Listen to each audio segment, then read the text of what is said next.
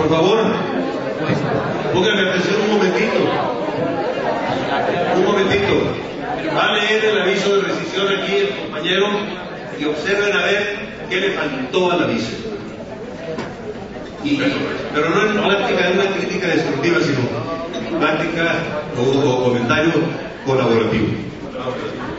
México Distrito Federal, el 14 de febrero de 2013, en suscrito nombre y representación de la empresa, por medio del presente, le notifica la rescisión de la relación laboral que tiene usted con la empresa en virtud de la celebración del contrato celebrado de tal fecha por tiempo indeterminado. Lo anterior, como consecuencia de haber faltado sus labores sin causa justificada y sin autorización de su patrón, los días 1, 2, 3 y 4 de febrero de 2013. Atentamente, la empresa, no por el representante legal, confirma que recibió de conformidad. A ver, opinión. ¿Qué le falta a ese aviso?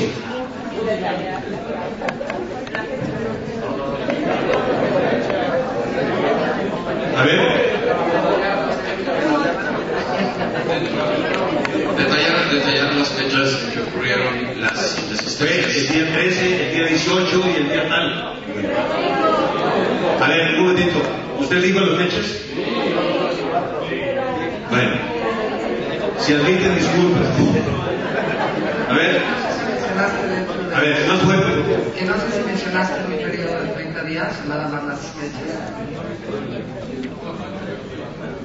Pero yo creo que habría que mencionar que también. Puede ser que diga 20 de enero, 25 de enero, 4 de febrero y 6 de febrero, por ejemplo, y con la fecha de decisión dentro de los 30 días que son. Pero una cosa que yo observé, a ver, sí lo dije, y lo digo con voz alta y con mi mano. Pero miren, nombre de la empresa, y bueno, ahí pueden acomodar el nombre que sea, porque ha habido casos de avisos de despido que he visto que no viene el nombre de la empresa, no viene. A ver, mencionar que eran días laborables para la empresa. ¿Qué opinan? Porque puede ser que haya un día de descanso y esta no es falta, pues esta no es falta injustificada. ¿Sí? Para todos los días laborables tal y tal. Inclusive algunos le ponen lunes o miércoles o martes, precisándolos inclusive.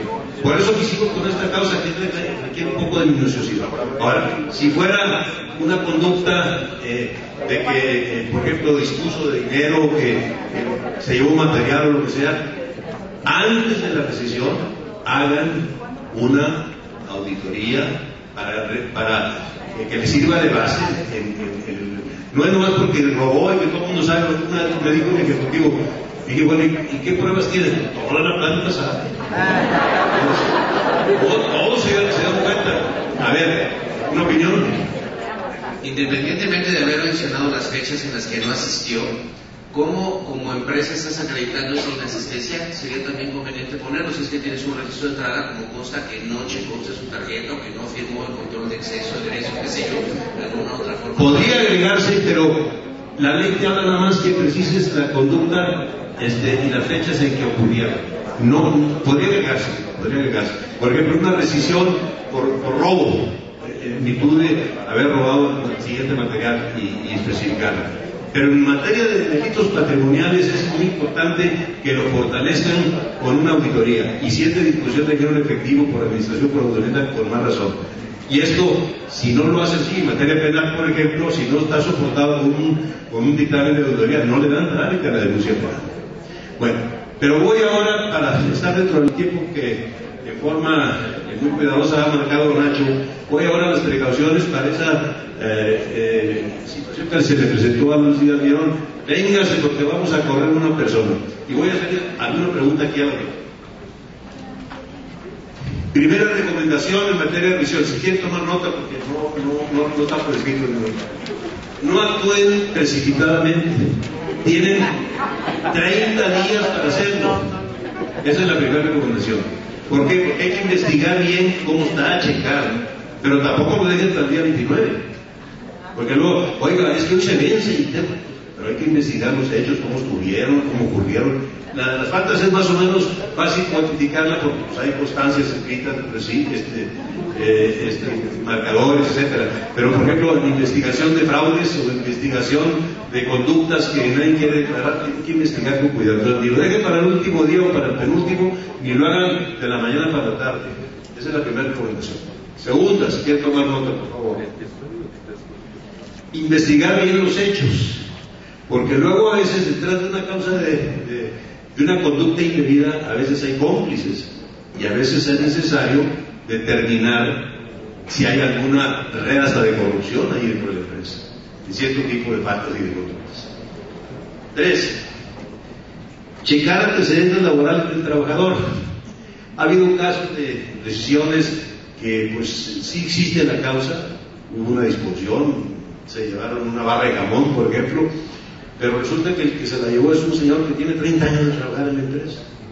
Entonces, ese tipo de conductas que probablemente pueden ser causa de rescisión, véanlos en función de sus antecedentes laborales.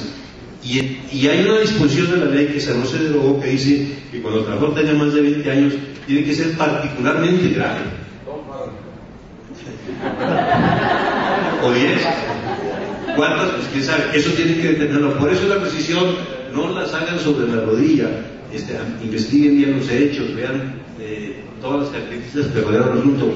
Y yo les insisto, apóyense con su asesor legal, ya sea interno o externo, porque luego hay cosas que son muy ciertas y muy efectivas para una rescisión, pero si no le ponen las cositas elementales que debe tener el aviso, no le van a dar valor en la Junta. Pero si se lo dan en la Junta, a el colegiado lo va a echar para atrás.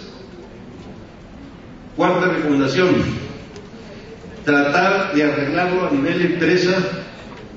Ahorita voy a volver sobre este tema porque este es un tema que tiene toda una técnica. 5. En caso necesario, hay empresas, inclusive hay contratos colectivos que establecen que se levantará un acta administrativa. La acta administrativa debe tener y contener los hechos que van a ser el soporte del aviso de rescisión que ustedes están viendo. La acta administrativa, inclusive en algunas partes, en algunos contratos colectivos, si no hay acta administrativa no pueden despedir al trabajador. Entonces, esa acta administrativa debe formularse, pero debe formularse con tal redacción que se contengan los hechos, pero que en la forma que estén redactados invite a firmar, porque si está muy agresivo el acta, ningún trabajador les va a firmar que ocurrieron esos hechos. En el caso de que van a tener la reunión en la empresa para despedir a la persona, le hablan al abogado, como dijeron a Luis, vengas inmediatamente, vamos a despedirnos. Bueno, ¿cuál va a ser el rol de Luis ahí? Él lo va a correr, lo va a correr el de recursos humanos, lo va a correr el jefe inmediato, lo va a despedir el director general, lo va a tratar de convencer. ¿Quién va a llevar la batuta en esa plática? Porque luego ha habido que se juntan y se arrebatan la palabra entre los mismos ejecutivos. Y hay veces que dicen a la empresa, no, mire, licenciado, yo quiero que esté y va a estar usted en un salón privado por si se necesita. Otro dice, no, licenciado, yo quiero que usted agarre la batuta y el abogado de la empresa ya está en conocimiento y él va a tomar las acciones. O sea, hay un abanico de posibilidades. ¿Qué quiere decir esto? Que cuando vayan a ejecutar un despido así, para evitar que haya una demanda en la Junta, primero analicen, hagan un análisis crítico del asunto y digan, ¿qué es lo que conviene? A veces que han puesto a efectuar el despido al jefe inmediato con el que se peleó el trabajador, se está agarrando golpes y lo ponen al despido, pues nunca le va a firmar al que lo golpeó. Entonces, ese hay que sacarlo un poco de la jugada y poner a alguien que tenga el lenguaje diplomático, el lenguaje accesible para convencer. Entonces, y esa era la recomendación número 7, no involucrar al jefe en conflicto. A veces, si se necesita, hay ocasiones en que sí hay que poner al jefe inmediato con el que hubo el conflicto, porque si le dicen, no, mire, lo que pasa es que usted cometió esto y esto y esto, y dices, no es cierto. En cambio ahí sí convendría que no, acuérdate que pasó esto y lo pero que no vaya a ocurrir como ha ocurrido en otros casos, que sí fuiste, no fui, pero ahí se lo quieren agarrar a golpes. Y por eso nunca conviene hacerlo en caliente, porque en caliente se desborda otra vez el problema de la confrontación entre las personas que suscitaron el asunto. A ver, le voy a hacer una pregunta aquí al compañero. ¿Cuándo cree usted que es más apropiado hacerlo? Ocurrió el martes. Conviene hacerlo el viernes, conviene hacerlo el lunes, conviene hacerlo el martes, el miércoles, a los 15 días. A ver. Bueno, yo creo que la labor de convencimiento para ver si logran un convenio. Sí, pero no identifico que va a ser dependiendo del caso, ¿no? Exactamente. No identifico que tenga que ser mañana o pasado o la semana que viene. Quizás si no estoy preparado. Exactamente. En momentos cuando yo esté preparado. Exactamente, así es. Pero tiene que prepararse antes de que pasen los 30 días. Así es. Yo me acuerdo el caso de un trabajador, el jefe de seguridad, que dijo: licenciado, y se puso a llorar. Me está usted corriendo el día del niño. Y ocurrió. Entonces, hay que ver el timing. Ahora, esta recomendación es, dice, no hacerlo. Sí, pero sí, como llorando por fin. Dice, no hacerlo en la tarde, o en viernes, o en jueves. ¿Por qué cree usted? Porque va a buscar asesoría. Porque va a buscar asesoría, va a decir: oiga, no, déjeme hablar con mi señora. Pero no va a hablar con la señora, va a hablar con el primo, el vecino, el abogado, el líder, y va a venir el lunes. No, dijo yo, no, yo lo voy a demandar. Siempre se recomienda que las decisiones, cuando son en ese contexto, como decía Luis, que lo llaman para hacerlas, si lo llaman el viernes, no es el momento, no es el día apropiado, porque van a tener fin de semana para preguntarle a 10 personas de la injusticia de comida se está cometiendo con él. Es mejor hacerlo el lunes o el martes o el viernes, y de preferencia en la mañana temprano, porque si lo comienzan a hacer a las 11 de la mañana, a cuando lo convenzan ya llegan a las 2 de la tarde, ya llegan a la punta y ya cerró la punta. Entonces, tempranito y los primeros días de la semana. Acuérdense que estos aspectos prácticos, son aspectos prácticos que ocurren en la vida diaria. Otra, ya lo he mencionado, pero quiero reiterarlo: apóyense con el abogado laboral y pónganse de acuerdo previamente quién va a llevar la batuta en caso que vaya a estar él presente. Porque no también puede llegar el abogado laboral, no, que muy, queriendo a veces crear una imagen muy peleador. No, a veces es muy conveniente que lo trate una persona diferente del abogado. Entonces, acuérdense, aquí el principio de la administración situacional. Este es uno de los ejemplos clarísimos de que la administración de un problema de esta naturaleza es situacional. Cada situación puede ser diferente. Otra, que es una reiteración de algo que ya comentamos.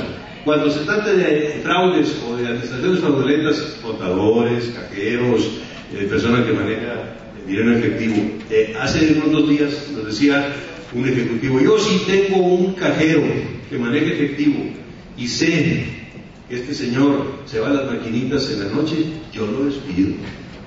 Dije, nomás que si su trabajo lo cumple muy bien, no es causa de despido, me va a las maquinitas, es un gusto personal. Que potencialmente sí sea un problema, sí, potencialmente lo hemos visto por experiencia, después de 1 año, 2 o 3, de que tenemos referencia de que alguien anda en conductas inadecuadas que representan gastos, le echa mano a los recursos con los que maneja. Eso sí, hay que buscar y seguir en la huella, pero el puro hecho de que te va a jugar en la noche y es que cajero o maneja dinero no es causa de despido. Tiene que probarse que dispuso, que la empresa tuvo una lesión patrimonial. Bueno, yo con esto termino esta dinámica y esta participación. Les agradezco su también participación y muchas gracias.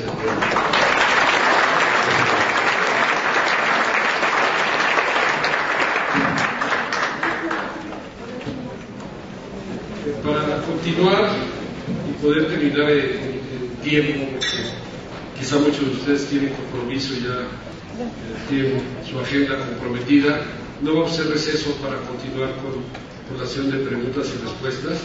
Les pediría, Amado, a Luis, a Álvaro, a Pilar y a Jaime, si nos pueden acompañar aquí para la sesión de preguntas y respuestas. Si tienen más preguntas, por favor, me las podrían pasar.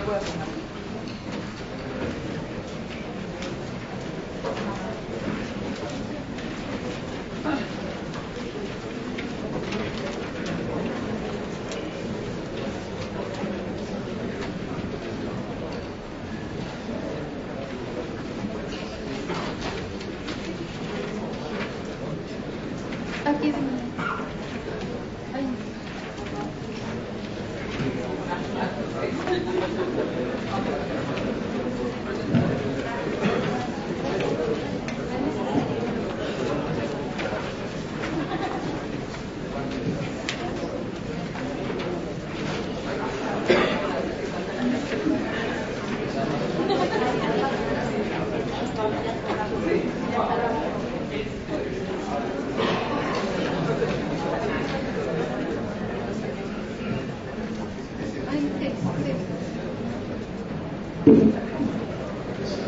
Jaime, creo que la mayor parte de preguntas son sobre ese tema.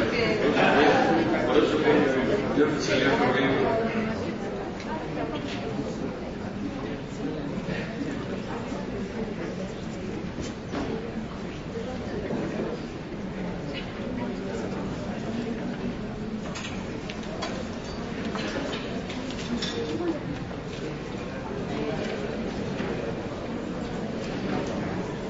Ya llegó Jaime, pensamos que había oído. La mecánica va a ser la pregunta que cualquiera de los panelistas la puede responder. Hay preguntas que ya vienen dirigidas en especial a un panelista y la leeré de esa manera, ¿no? Esta pregunta es: ¿cuáles son los efectos retroactivos de una relación laboral vigente respecto a las nuevas reformas laborales? ¿Quién la quisiera contestar? Los efectos retroactivos. Aquí, imagino la pregunta a lo que se refiere es de si hay retroactividad en cuanto a los contratos. Técnicamente no hay retroactividad y no debería haber ningún efecto retroactivo. La reforma entró en vigor el día 1 de diciembre. Nueva ley de ahí para real. Es decir, no hay. No sé a lo que se refiere. ¿Usted leyó?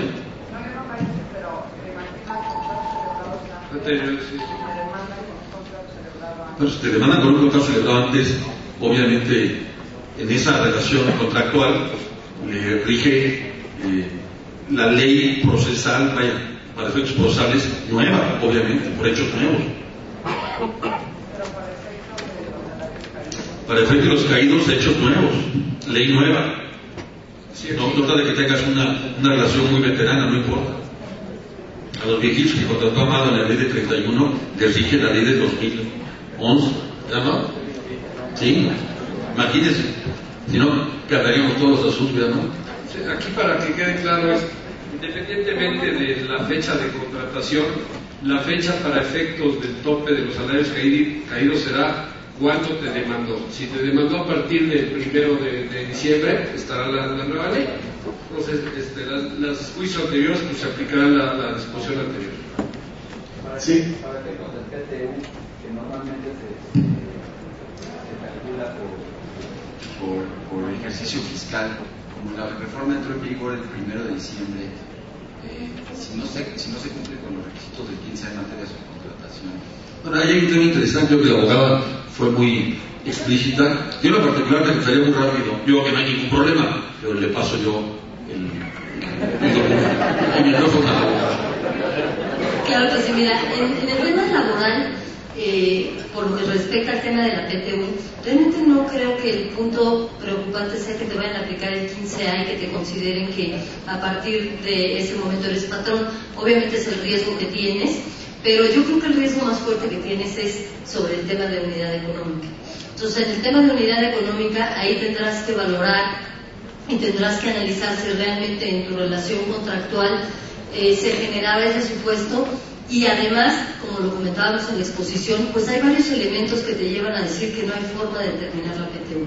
Ahora, ya quitándonos el tema de la unidad económica y pasando a la reforma que entró en vigor a partir del 1 de diciembre, y suponiendo que te llegaran a acreditar que tú eres el patrón y no solamente un contratista que tiene pues una empresa de outsourcing que debería de responder con obligación, en ese supuesto, bueno, primero tendría que haber un litigio que te determine que existe esa relación patronal, porque aquí cabe señalar que realmente sería una autoridad laboral la que debería determinar eso. ¿Y cuál es tu riesgo? Pues el riesgo es, la PTU no se calcula por un mes, se calcula por el ejercicio completo. Entonces, si llegaran a determinar que tú eras patrón desde el 1 de diciembre, no vas a calcular una PTU solamente por ese mes. En general tendrás que calcularla por todo el ejercicio. Y ahí en proporción determinar, pues dependiendo de cuántos trabajadores y además, ¿quién te lo acreditaría? ¿Te lo acreditaría un trabajador o te lo acreditarían todos los trabajadores? O sea, hay muchísimos temas ahí que tendrían que brincarse para que realmente como tal exista ahorita el riesgo. No es que yo llegue y haga el análisis y diga, ay, que creo que yo era patrón y no era patrón la empresa de outsourcing, entonces ya voy a pagarle PTO a todos. Aquí el tema se vuelve interesante desde la perspectiva financiera, porque lo que está pasando, y lo comenté también en la exposición, es que los contadores auditores lo que están diciendo es que como existe el riesgo de que te puedan llegar a determinar que tú eres patrón y en consecuencia que tú tienes que hacer un reparto de utilidades, tienes que generar una provisión. Porque si en algún momento te llegan a demandar y te llegan a ganar, que si eras patrón, no responsable solidario, sino patrón, entonces vas a tener que hacer el reparto. Pero el reparto se lo vas a hacer al que te demandó y tendrás que esperar a que los otros demanden su PTU para pagarla, pero la tienes que tener reservada. Entonces se presenta ese supuesto, pero te digo, es como que tienes que ver muchos pasos previos para llegar a esa situación. Sí, a mí me gustaría agregar justamente por la pregunta de la prescripción. A ver, para efectos de reparto de utilidades se toma en cuenta ingreso acumulable menos deducción autorizada y determinas una renta agravable. ¿Cuándo determinas tu renta agravable? Pues más o menos en febrero o marzo de cada año. ¿Cuándo tienes que distribuir ese 10% de esa renta agravable? Pues a finales de año, a más tardar 2 meses después de que presentas tu declaración. Mucha gente se espera hasta el final porque presenta la declaración en los últimos días de marzo, entonces paga su utilidad en los últimos días de mayo, pero no es cierto que debe ser el 30 o el 31. Bueno, si se pagara en los últimos días de mayo, la regla genérica en materia laboral de prescripción es 1 año para demandar salarios y prestaciones. Esto tiene sus excepciones, son 30 días para recibir la relación de trabajo por cualquier parte, 2 meses para demandar la indemnización o la reinstalación, 2 años para solicitar la ejecución de un laudo, un riesgo de trabajo, en fin. Pero la regla genérica es 1 año. Entonces este riesgo del PTU de la contratante por el año 2012, si se llega a considerar, después de todo lo que Pilar acaba de perfectamente mencionar, que efectivamente la contratante es patrón y se tiene que pagar el PTU a un trabajador, ¿cuándo vence ese plazo? Tenemos que en diciembre 1 entró en vigor la ley, tienes el problema de todo el reparto de utilidades de 2012, por eso nosotros proponíamos que hubiera una vacatio legis más amplia y que entrara en vigor el 1 de enero de 2013, porque así hubieras evitado, como 14 de los artículos transitorios establecen entradas en vigor diferentes al 1 de diciembre, se hubiera podido poner perfectamente para efectos del 15 al 15 de entrar en vigor el 1 de enero. Y entonces los auditores no tendrían ahorita el problema de determinar una reserva para el caso de que alguien se le ocurra demandar el reparto de utilidades de 2012. Pero volviendo al tema, ¿cuándo reclamo reparto de utilidades de 2012? Pues si se debe pagar en mayo de 2013, tengo 1 año para reclamarlo, me voy a mayo de 2014. Entonces, esa contingencia la tenemos en teoría, para efectos de los auditores, hasta junio del 2014, por el PTU que fue del 2002. Así es como la regla de la prescripción editorial. Siempre y cuando se le haya notificado al trabajador, la mayoría de los trabajadores, o bueno, que se haya dado copia de la declaración. El problema aquí está es que yo todavía no soy patrón, porque tengo por autor, les doy el copia de la declaración, no va a pasar a Es que en realidad tú aquí, visto desde no lo voy a ver desde la perspectiva laboral, porque aquí hay muchos laboralistas que pueden contestar eso. Aquí yo te diría, nosotros lo que estamos viendo es realmente para efectos del cálculo de la PTU, en principio tú ahorita no eres patrón y te lo tendrían que demandar para que te consideren como patrón. Entonces yo no tengo por qué repartir mi declaración en donde estoy compartiendo información sumamente confidencial de la empresa a alguien que en principio para mí no es mi patrón.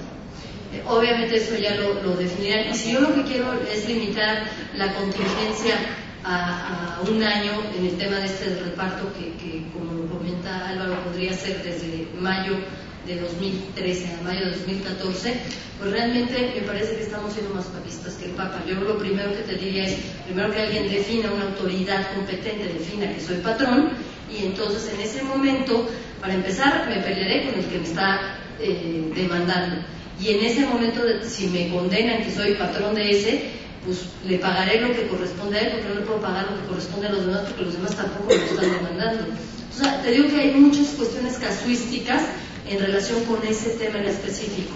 La recomendación que nosotros les estamos dando es hacer el análisis para soportar que no son patrones, la contingencia va a existir, pero no darle copia de tu declaración a los trabajadores que están en una empresa de outsourcing que en principio está cumpliendo con sus obligaciones patronales, porque él es el que originalmente los contrató, es el que en principio está dando sus nóminas, el que en principio está cumpliendo con las obligaciones de seguridad social, y que es en principio, incluso si esa empresa llega a tener alguna utilidad, pues la tendrá que repartir, y ya solamente en caso de que alguien demande, pues en ese momento ya se entrará en el procedimiento litigioso. Incluso, abogado, fíjese, en el tema de que nos compartían de la famosa tesis mercado. Y eso hay que ser, como abogados, muy respetuosos y muy cuidadosos, con muchas opiniones que en el mercado hoy, se están dando. Algunos creo que en forma muy descabellada, otros se están yendo de boca por tomar cierto control o asesorías gratuitas. Yo creo que tenemos que ser muy respetuosos. Hay que ubicar muy bien y definir los conceptos de patrón, trabajador. Yo recomendaría, como lo hemos venido haciendo con muchas compañías, aclara tu relación con tus buenos, malos o patitos outsourcing primero. Todos, ¿tienes juicios pendientes? Hay que ver cómo están. En el peor escenario del asunto que ha causado gran revuelo, el tema de la famosa tesis del magistrado Héctor Mercado, que es pública, chéquenlo por favor ahí en internet. Mexicana Aviación lo litigó muy mal. La empresa de servicio que compareció, peor. No hubo ningún abogado de la empresa o de las empresas que los hayan ido a ver. Es más, si Mexicana y esa empresa no hubieran comparecido, hubieran sufrido el asunto de rebeldía, no hubieran podido el colegiado condenar. Moraleja, hay que ver, uno, las cosas con integridad. Dos, cómo contestamos. Tres, no hay que dar más información de la que nos piden. Hay muchos outsourcing serios y responsables, vayamos con ellos. Hay muchos que no lo son, quítelos. Hay que evitar conflictos, por supuesto. El tema PTU nos dio aquí, Pilar, muchas variables. No está fácil determinarlo, y menos en tan poco tiempo. Entonces, los tiempos para las declaraciones fiscales y para el eventual reparto son posteriores al inicio de la reforma. Yo creo que hay que tener también mucho cuidado con las cartas y algunas expresiones de despachos muy respetables de contadores. No es la firma de la licenciada, a quien respeto mucho, por cierto, porque esa firma no ha dado este tipo de recomendaciones alarmistas de que las demás empresas, o que la empresa que tienen, la cantidad de empresas que están aquí hoy, aquí, que nos hacen el favor de escucharnos, ustedes, representados por ustedes, tienen empresas de servicios internas, insourcing.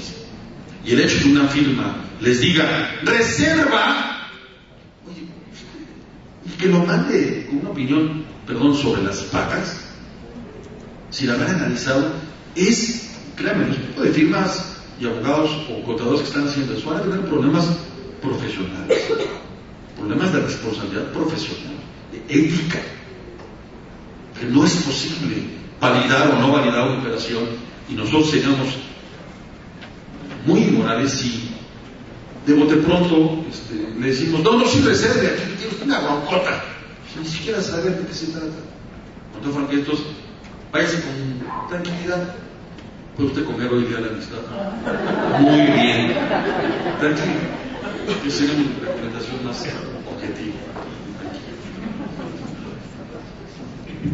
Tenemos otra pregunta que es muy adecuada para el día de hoy. Dice, licencia de paternidad. ¿Qué documento se requiere? Es el adecuado para otorgar este beneficio. Tenemos casos en que los trabajadores tienen más de una pareja. Amado que tiene más experiencia que todos. No en parejas, en ese caso. Y fíjate que adicionalmente a esa pregunta, pues puede haber arreglos allá, oye, reconóceme para que tú tengas este beneficio. Lo que hemos estado orientando es el que tenga registrado, o sea, que se documente, que se documente por nacimiento, con un acta y todo, porque si no abres, acuérdense de los casos en las empresas de que falta que porque se murió la abuelita y pues matan a las abuelitas como 5 o 6 veces. Entonces en esto también se puede prestar a eso. Siguiente pregunta. En juicio, ¿cómo acreditar que no existe la unidad económica? Es un hecho negativo, ¿no? Realmente es difícil acreditar un hecho negativo. Bueno, pues realmente, como decíamos en la presentación, la carga de la prueba en principio siempre es del empleador. En principio. Esto va totalmente en contra de la regla de que el que afirma tiene que probar en materia civil. En nuestra materia laboral, pues por eso somos tan sui generis, el empleador siempre tiene que acreditar. Entonces, no es que tengas que acreditar que no eres el patrón, sino más bien lo que tienes que acreditar es que una persona diversa es el patrón. Es complejo, pero eventualmente tienes que llamarlo, tienes que hacer una investigación de Seguro Social para ver quién aparece como patrón y quién es realmente la persona que tiene esa relación. Incluso en algunas ocasiones tenemos que presentar ante la Junta las nóminas de mi propia empresa y mis registros del Seguro Social de mi propia empresa para acreditar que esa persona no está dentro de mi nómina. Entonces, estoy tratando de acreditar mediante esa documentación que no está ahí, pero tenemos que ir más allá, tenemos que decir, no trabaja conmigo, está con alguien más y te lo va a acreditar con X, Y o Z prueba en un momento determinado. Entonces, si es complejo en un juicio justamente en el que se aplique esta tesis de la unidad económica, que por cierto, cada vez se aplica más, es una jurisprudencia ya, son 5 precedentes. Como bien decía Pilar, esto empezó en 2006, el segundo precedente es de 2006, el tercero 2007, el cuarto 2010 y el último, el 792-2011, que es el asunto de Mexicana, que acabó con este tema. Entonces, ¿cómo desvincular, cómo destruir esta unidad económica? Pues tratando de establecer con toda claridad que hay un solo patrón y no una diversidad eventualmente de patrones. Y el problema es que las unidades económicas es una empresa la que da la credencial, es otra empresa la que paga el bono, es otra empresa la que da el automóvil, es otra empresa la que da quizá el reembolso de los gastos, que ese es un súper tema que Pilar hizo notar muy claro. Entonces el trabajador tiene forma de acreditar por medio de documentos, con la identificación, con el pago del seguro, con el coche, con el reembolso de los gastos, pues que tiene 4 o 5 patrones. Y ahí es donde nosotros, abogados y todos sus departamentos de recursos humanos, tenemos que tener muchísimo cuidado en que a partir de ahora, gafetes, memos, correos electrónicos, instrucciones de trabajo, coche, seguro, todo salga de una sola empresa, teóricamente hablando, para que se acredite que hay un solo patrón o un solo empresa. Nacho, nada más agregando al análisis muy puntual que hace Álvaro, me parece que es muy importante señalar en estos casos que, si bien es cierto, al llamar al patrón directo como tercer interesado en un juicio de esta naturaleza, si la demanda fuera de manera directa para el contratante, además de acreditar documental y con todos los elementos el vínculo o relación laboral de manera directa con el contratista, también se debería de acreditar que se ha cumplido ya con la obligación del pago de utilidades por parte de quien es su patrón directo, o bien que ha estado a disposición del trabajador demandante el pago de esto, porque me parece que cumpliendo con cualquiera de estos dos elementos se acredita el hecho de que hay una disposición o el cumplimiento de una obligación, y muy difícilmente podría prevalecer la intención de condenar a un segundo pago de manera directa por parte de quien fue beneficiado. Creo que eso es importante señalar. Eso es una opinión que Perdón, y ya nada más para complementar, ojo con los contratos que exhiban como prueba. El tema de Mexicana de Aviación, lo peor que pudo haber hecho fue exhibir su contrato de prestación de servicios, que resultó que lo único que ayudó fue acreditar que realmente era el patrón. Entonces además de revisar los contratos, para que queden plasmados como realmente es la relación que se tiene, la relación civil. Lo otro es, antes de exhibirlos en un juicio, revíselo con su laboralista para que vea que cumple con todas las condiciones y que no nos meten más problemas que en soluciones. Y en ese caso también, cuidado, era una niña vendedora, utilizaba logo de Mexicana, tarjeta de Mexicana, comía en los comedores de Mexicana, se cambiaba las instalaciones de Mexicana, recibía órdenes de Mexicana. Es pato, ¿verdad? O sea, hace como pato. Pues entonces es pato. Le quisieron dar la vuelta. Hombre, también, abogados y abogadas, por favor. El asunto valía 10,000 pesos el día 1. 10,000 pesos el día 1. Y nosotros tuvimos autoridad moral, el abogado, de arreglarlo. Y provocamos una jurisprudencia tremenda y terrible en un asunto que finalmente, obviamente nadie lo va a pagar. Hoy el asunto vale como 2 millones de pesos. ¿Y a quién se lo van a cobrar? ¿Zamarón ahora que compren? No, hombre, por supuesto.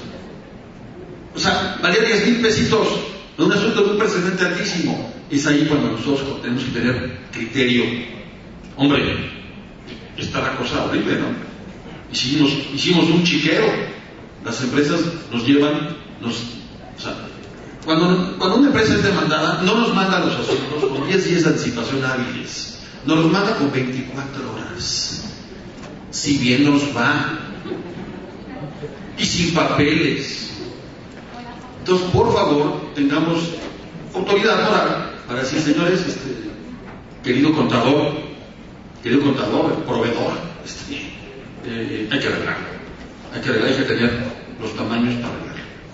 Ya que no se pudo arreglar el día 1, hay que arreglarlo más.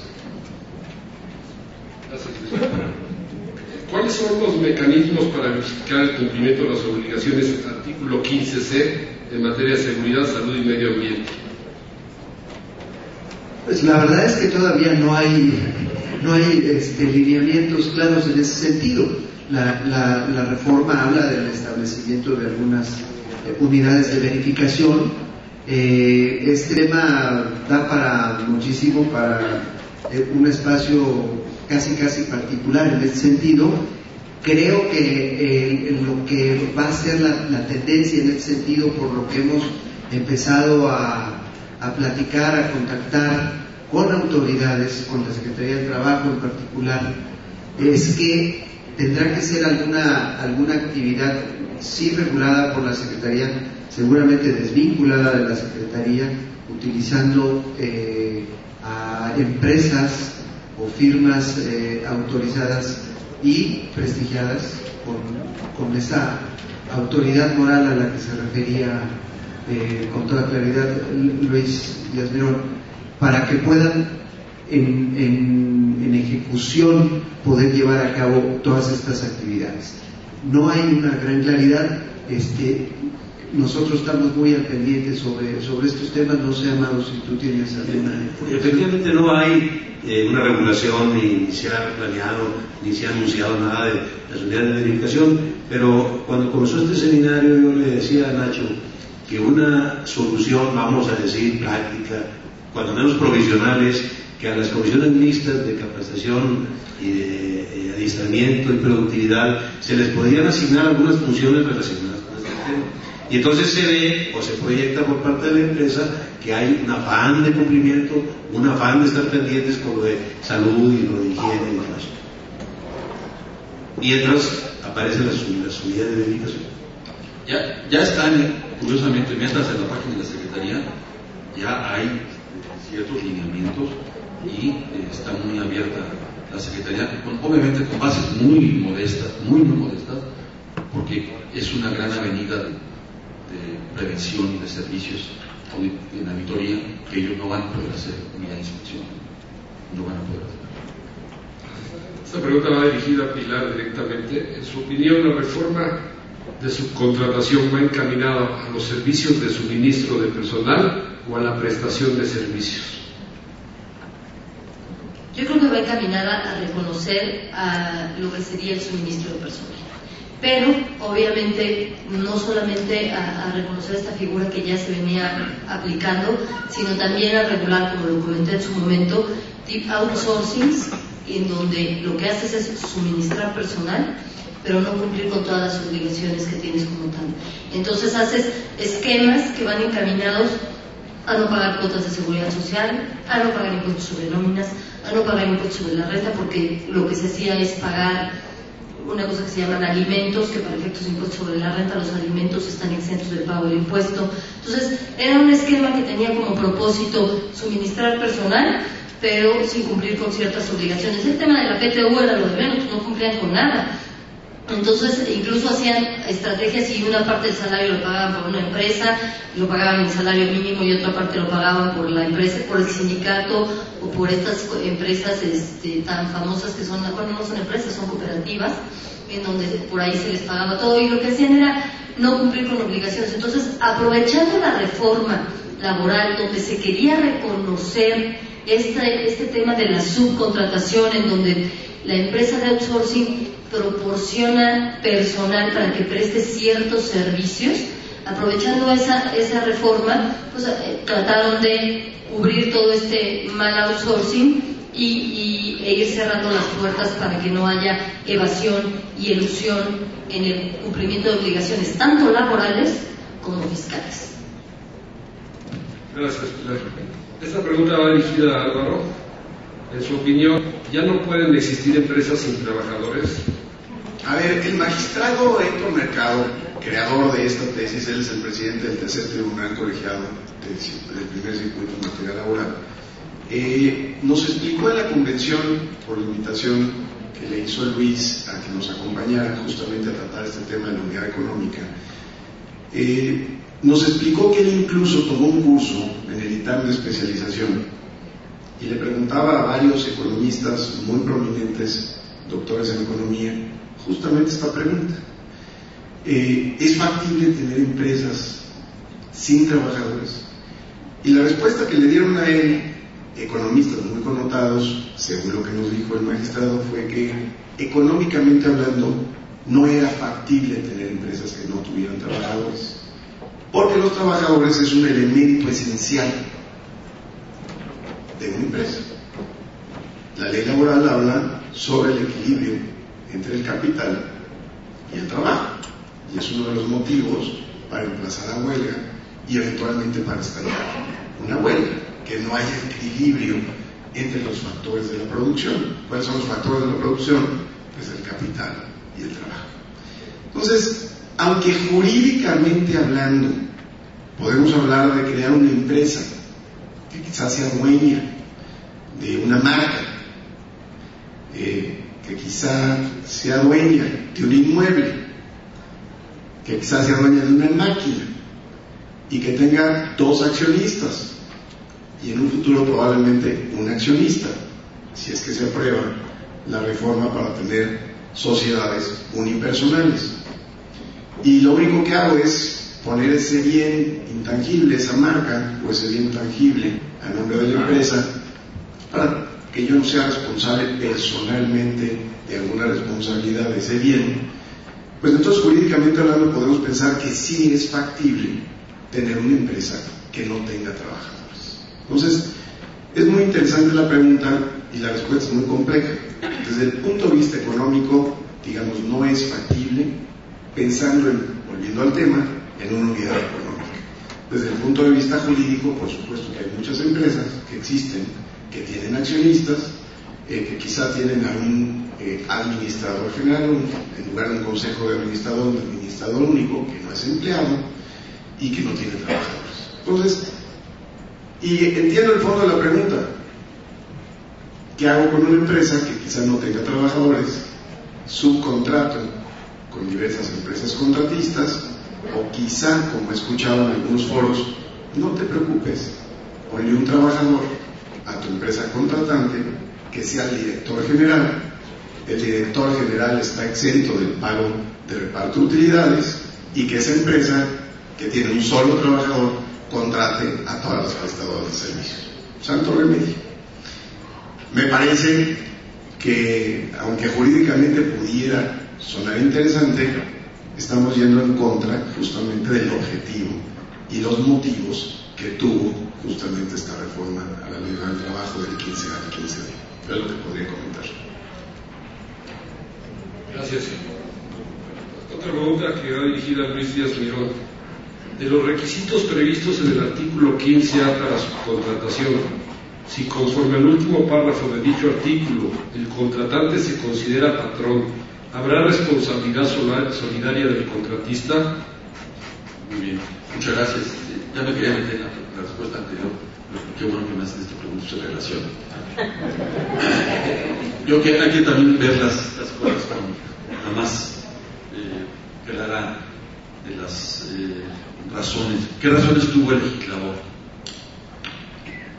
Si nos metemos, bien lo decía tanto Jaime como Pilar, en toda la, y ustedes tienen un día la oportunidad de hacerlo, en toda la exposición de motivos, todas las juntas, todas las minutas, el objetivo central que tuvo el legislador, y que al final también tiene el juzgador, en el mismo mercado no lo comentaba, es que los derechos de los trabajadores sean legitimados y haya una contraparte que los pague, y que los pague en forma legítima, y que ese legitimado contraparte sea idealmente patrón en términos de lo que marca la ley en su artículo 8, 10 y 20, y que la relación laboral del 20 no se nos olvide que debe ser una relación clara y transparente.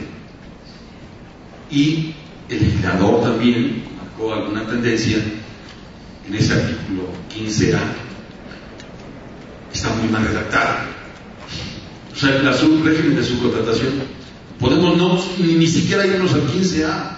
Amigos, podemos utilizar nada más el 15, podemos utilizar el 13, el 15 y el 16, y dejar el 15A, el 15B para esas figuras que Quasimodo, hoy legislador, hizo. Lo digo con toda franqueza. O sea, si quisiéramos hacer un análisis letra por letra, hombre, pues entonces ahí no cabe nada. Ahí no cabe nada. A todo le encontramos objeciones. Pero al final del día, ¿qué es lo que quiere el legislador y el juzgador? Que los derechos de los trabajadores, o el derecho del quien reclama, hay una contraparte que le pague. Si hubiera llegado, en el caso del magistrado, la compañía vendedora a pagar el asunto, ¡pum!, se desinfla, no hay jurisprudencia. Se queda sin materia. ¿Cuál es el objetivo? Que, hombre, contratemos buenos outsourcings, no porque esté aquí la gente me ha apoderado de mí, que para mí es una compañía impecable, buenas compañías outsourcing. Y también, como te lo dije al maestro Mercado, a quien quiero mucho, es un gran amigo, también ustedes en el Poder Judicial ya dejen de contratar outsourcing chafista, ¿no? Dos, también dejen de utilizar la figura del meritorio. Y oigan ustedes la Constitución que están ustedes, que juraron respetarla. No, pero es que es una costumbre, pues. La mitad del gobierno federal hoy contrata por outsourcing. Y no son manpowers, que son sólidos. No, son chafitas. Muchos de los despachos de abogados de reconocido prestigio, por lo menos en zona metropolitana del DF, tenían, no sé si le siguen teniendo, su propio outsourcing. Al rato van a construir sus unidades de verificación para intentar validar sus tranzas. Sí, al Papa y al vino. Entonces, ¿qué es lo que quiere el legislador? ¿Qué es lo que quiere que alguien responda a las obligaciones? Hay casos donde vamos a litigar, en donde todo el mundo niega la relación laboral. Y entonces sí, efectivamente, como es el mercado, pues que hay empresas sin trabajadores. Y resulta que el trabajador ese llega con un par de correos electrónicos y con una camisa que dice aquí, Bufete Díaz Mirón, para no decir Bufete Díaz Mirón, y no trabajaba para nadie. Pues aquí está la evidencia. Era mi poli. Y le dimos camisetas, le dimos chamarras, le dimos una herramienta, lo mandamos a capacitarse. Y después se portó mal el poli, lo corrió la administradora. Y me demandan a mí, no es mi trabajador. Por supuesto que sí es. Al final yo soy el legítimo responsable, que mi compañía de outsourcing de polis era chafita. Hay que tener esa humildad y esa autoridad para reconocerlo. Y consejo también, Amado lo sigue y es muy humilde no reconocerlo, pero él es el Monterrey de los abogados que más litiga, diría yo, en privado. O sea, arreglando las cosas previamente, para evitar que no lleguen con funcionarios o con gentes, y menos pues con jueces o magistrados que nunca conocen, ni siquiera se han parado en una junta de conciliación y arbitraje, no tienen idea de lo que es un procedimiento. Entonces no dejemos en alguien que no conoce las relaciones laborales que usted sí conoce. Le hace, litiguemos en privado, arreglemos las cosas y arreglémoslas bien. Y si, como bien decimos, si las juntas no nos autorizan los convenios o nos ponen muchos obstáculos, hagamos nuestras renuncias y finiquitos en privado. El acto de renuncia y finiquito privado es un acto válido, es legalmente hablando, es constitucionalmente válida la renuncia voluntaria. Seamos abogados.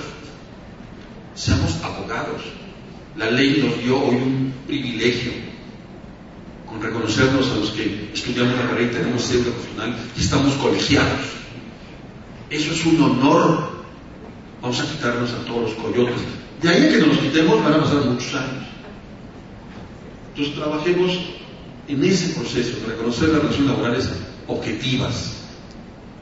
Ya hay que dar, como bien dice Álvaro, recomendaciones sensatas, llenas de equidad, llenas de ética, de capacidad y de probidad.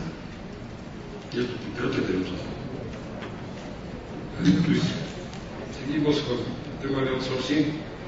En caso de que un trabajador demande el pago de PTU de la empresa operadora y obtenga un laudo favorable, ¿se le reparte el 10% del PTU de esa operadora? ¿Y qué sucedería si hay otros empleados, 2 o 30, que también demanden y obtengan laudo favorable? ¿A todos se les reparte? ¿Y cuándo? ¿Cuándo es recomendable crear una reserva previa? A ver, si quieren, miren, lo primero es, si me demanda un trabajador y me condenan a que tengo que pagar la PTU, al trabajador no le voy a pagar toda la PTU porque no le corresponde toda la PTU. Le corresponde una parte proporcional el problema está en determinar cuál, porque si él me demandó y resulta que hay 20 trabajadores de la empresa de outsourcing y aparte no es la única empresa de outsourcing, resulta que yo tengo 3 empresas de outsourcing por fuera que son totalmente tercerizadas, más 2 empresas de outsourcing in-house, que les llamamos ya insourcing. Tengo que ver, bueno, pues ¿cuántos potenciales trabajadores puedo yo tener para entonces darle el reparto que le corresponde? Y en función de eso, pues determinar entonces que eso lo voy a pagar y lo otro lo voy a dejar reservado.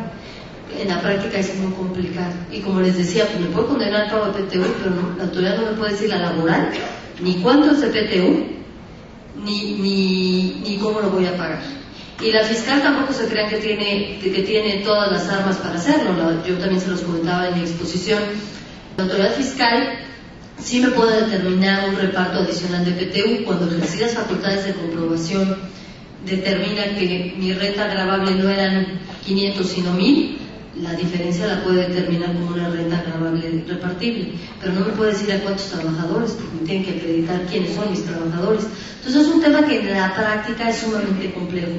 Ahora, en el tema de hacer las reservas, yo diría, antes de ponerse a hacer reservas, primero verifiquen si contractualmente, de acuerdo a tanto el contrato laboral que tiene en un principio el trabajador con quien es su patrón, que es la empresa prestadora de servicios, y en relación también el contrato que yo tengo celebrado como prestación de servicios, qué es lo que me cubre, qué tanto estoy bien o no protegido, cuántos elementos tengo para soportar que sí tengo que pagar o que no tengo que pagar PTU, y en función de eso determinar si tengo o no que hacer una reserva. Yo les puedo decir que en la práctica de todas las empresas respecto a las cuales no solamente una servidora, sino el despacho con otros abogados, tanto fiscalistas como laboralistas trabajando en conjunto, han analizado los contratos, en ningún caso hemos concluido que tiene que ser la reserva.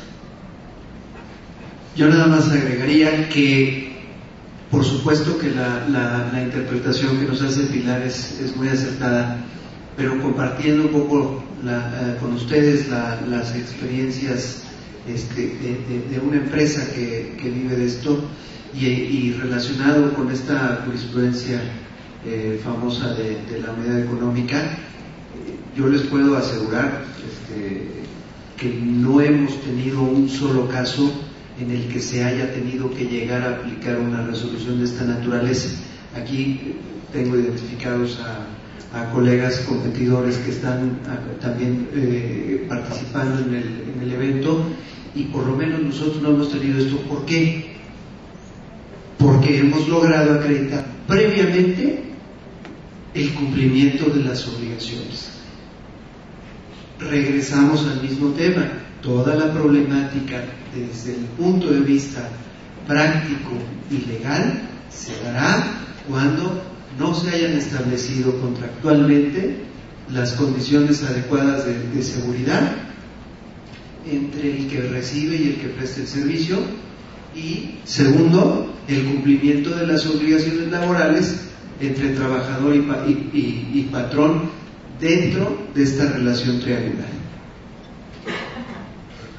Nada más complementando esto, en el análisis que hemos realizado, que llegamos a la misma conclusión, porque además este es el análisis que surgió ahorita con motivo de la reforma al 15A, o de entrar en vigor más bien del 15A, que realmente yo les repito, este problema más bien del tema de la PTU con el asunto de la unidad económica ya tiene mucho tiempo el riesgo, ya tiene mucho tiempo que existe, pero lo que hemos observado también de los trabajadores realmente no es que trabajadores que estén dentro de las empresas, tanto de outsourcing o insourcing, estén buscando el tema de pelear con los patrones por pelear y nada más por llevarse la PTU. Lo que buscan es normalmente mantener su relación laboral. Lo que quieren es que se cumplan con el pago del salario, con el pago de prestaciones. No realmente está generando una controversia solamente por general. Entonces esa es la experiencia que hemos visto, no con este 15A, porque este 15A es nuevo, pero sí con un problema que ya existía desde hace muchos años, que es el tema de el que te pudieran considerar una unidad económica en términos del 16. Gracias. Y por último, Nacho, nada más decir que aquí efectivamente hay una laguna muy interesante, porque, a ver, la Junta Federal o Local de Conciliación y Arbitraje no es competente para determinar cuál es el monto que corresponda por concepto de pago de reparto de utilidades a cada trabajador. Como bien dice Pilar, es la Secretaría de Hacienda la que eventualmente puede determinar un reparto adicional a repartir o un reparto a repartir. ¿Quién determina si es $1,000,000, ese 10%, cuánto le toca a cada trabajador? La Junta de Conciliación y Arbitraje no es competente. La Secretaría del Trabajo a nivel federal o las direcciones de trabajo a nivel local tampoco son competentes. Entonces es muy interesante porque se puede llegar al absurdo de determinar, muy bien, te condeno al pago del reparto de utilidades, y ahora Hacienda no me lo determina, la Secretaría del Trabajo tampoco, la Dirección del Trabajo, tu empresa determínalo, pues me hago pato y me lo determino. Y ahí me sigo. y tenga una condena al pago de un reparto de utilidades. Y es una laguna interesantísima que hay en la ley y que hace que este tipo de reuniones sean tan provechosas para tener esta interacción entre especialistas en la materia fiscal y especialistas en la materia laboral. Muy brevemente, yo no me recuerdo a los compañeros que el reparto, el proyecto individualizado del reparto, eso es una cuestión vista a nivel empresa, partiendo del 10%. Vamos a hacer la última pregunta. Nos van a quedar en el tintero 9 preguntas que voy a dejar aquí en la mesita, porque no tenemos nombre ni correo. Los que sientan que no se les respondió, les pediría que nos pusieran su correo y nos comprometemos a mandarles un correo contestando su pregunta para que todas las dudas queden aclaradas. Esta pregunta, ¿cómo se está manejando la notificación del despido ante la Junta para efectos del cómputo de la prescripción?